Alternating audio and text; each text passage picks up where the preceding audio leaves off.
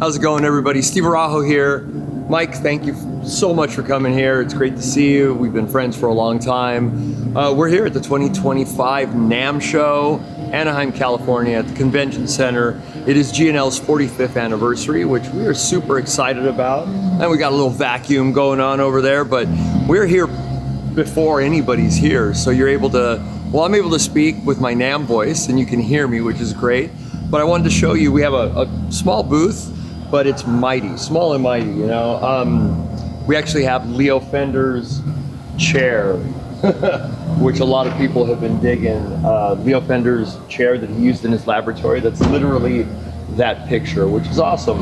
And our factory is super close, we're in Fullerton. So we are very fortunate to be that close, and we have a lot of events and a lot of people come visit the factory and see Leo's lab, but we wanted to do the NAMM show this year. I thought it would be a good idea.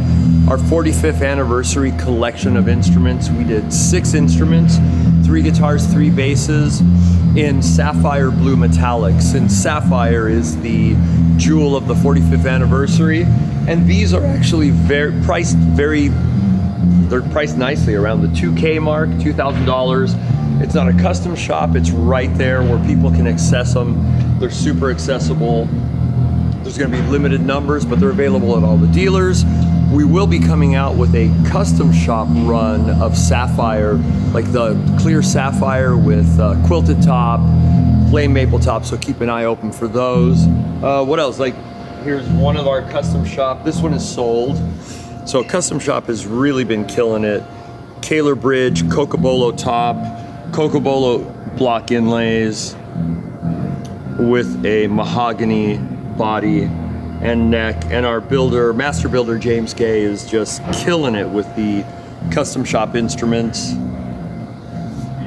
Pretty nice, huh? And then here's another example of his work, which is a definite showpiece, and this one is sold, and that is a spalted top, and it has some flame on it, which is just gorgeous, and it goes all the way up to the fingerboard. So it was very cool when he was building it. He said, "Hey, what do you think about doing a spalted fingerboard?" And I said, "Heck yes, man." Again, sorry for my voice being very groggy. My apologies. Perfect. I'm all right. Okay, I'm understandable. And then this one has that mahogany back, one piece. So that is a nice one piece on our Doheny. So this is an example of our Doheny guitar, which we came out with. It's the, you know, offset style, surf style guitar. This has our MFD V12 pickups. So they're MFD humbuckers, and each pickup with the switching can go from series humbucker, parallel humbucker, single coil, and there's controls for both of them, each pickup separately, and then toggle switch, front, both, and back pickup. So that's just a wonderful example. And then the other thing, me being a bassist, I'm sure Mike will understand that we are coming out with, this is just a prototype, we threw this together, but MFD single coil jazz bass pickups. So very different from the Alnico, such as this. So these are, sorry, can't talk. These are our single coil JB jazz bass pickups. Those are Alnico, those are the magnets. These are the MFD single coils that follow the same construction as our MFD humbuckers. So it's a big ceramic magnet, you get more output, cleaner throughout the sonic realm. On an Alnico, if you really dig in, you'll get that breakup. On these, there's a lot more headroom. So there's naturally more gain, and just the sonic space is just great. So again, this was a thrown together because I wanted to have one here at the show, but a lot of people have been going, "I want this bass, I want this bass." Like, wait, look, this is prototype, not available, but it's very funny how I think the pickups themselves are really speaking where everybody wants this bass. And this was literally, I just said, look, throw something together, we need something for the show. And people want to buy this, but they can't. But these will be available. We're doing a Poncho Tomaselli signature that will be the first and then we're going to have them in these colors, kind of going back old school to the silver metallic or Inca silver and a natural. So I wanted a 60s style and a 70s style base for the MFDs. Then we'll show you some custom shops. Oh, that's James, our Hello. master custom shop builder. Hello. This is Mike, and we're showing off. Now we're going to talk about Paisleys. These did really well. These are wallpaper. It's wallpaper, yeah. It's wallpaper that I bought on eBay 10 years ago. And we started doing these builds, and they kind of took off. A lot of people bought them. Roasted pine. We really love roasted pine. I did a run of the Paisleys for Sweetwater last summer, and I wanted to do a couple more special ones for the show. So I did kind of 2 matching ones. This is the second ever L2500 Series 750, so the wide 19mm spacing that was rear mounted controls. So we've only done 2 of these so far, and I wanted to go ahead and do one of these in the Paisley. I thought it'd be fun. And like anything that we start getting requests, we're like, okay, I guess we got to do this, and others. And then he had a great idea with like iconic guitar players and bass players we'll get to of the, say, 80s. What if they played G&L? So that kind of spawned the Icon-inspired series. Exactly, Oh, yeah. exactly. So yeah, that, you know, that is, but this, we don't even have to say who this is inspired by guitarist-wise, and we came up with some idea. And that one is sold, actually. Yep.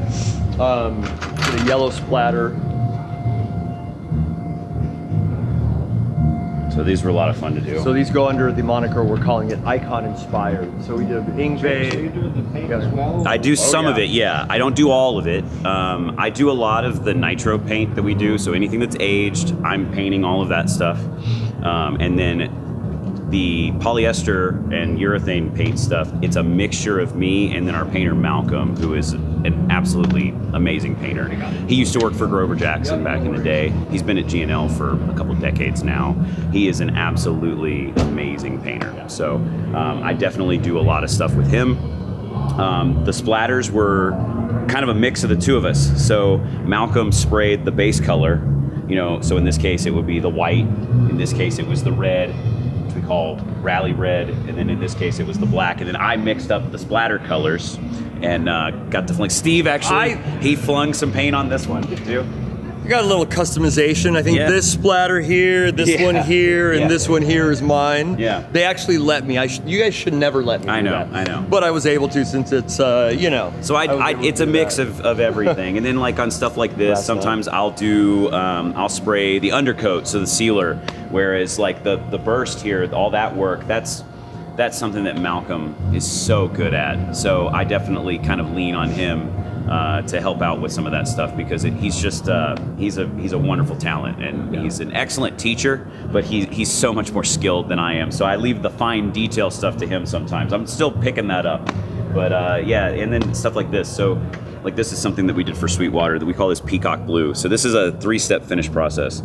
This is quilted maple, and then the back is akume. So what we'll do is we'll stain the maple black, like dark black, and then I'll sand it back. So you bring the wood grain back out, and then we stain it blue over that. So the center of this is blue stain over that sanded back black. And then he bursts this kind of clear blue color over it and then sprays it over the back and sides. And so we end up with this color we call peacock blue. Yeah, so the grain's really enhanced from the black stain. The deepest parts of that quilt and figure really kind of pop out. So. And I think we did 1 or 2 for Sweetwater, and then it just kind of snowballed where they just keep asking it. It's a great seller, so a lot of people really like it. Yeah. And then obviously we have our tribute series, which are our, sorry, thank you, James, hey man, sorry.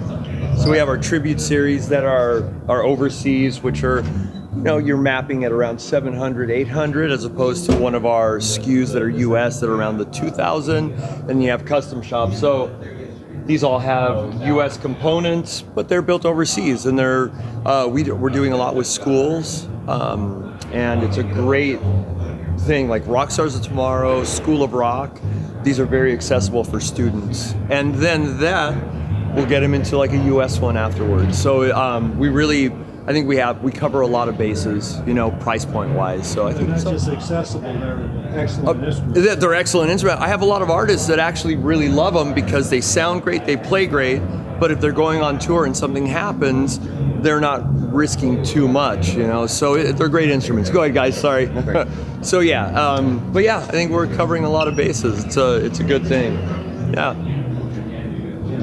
Where do we find G&L products? So if you go to glguitars.com, that'll give you our website. It was recently redone, which I think it looks fantastic.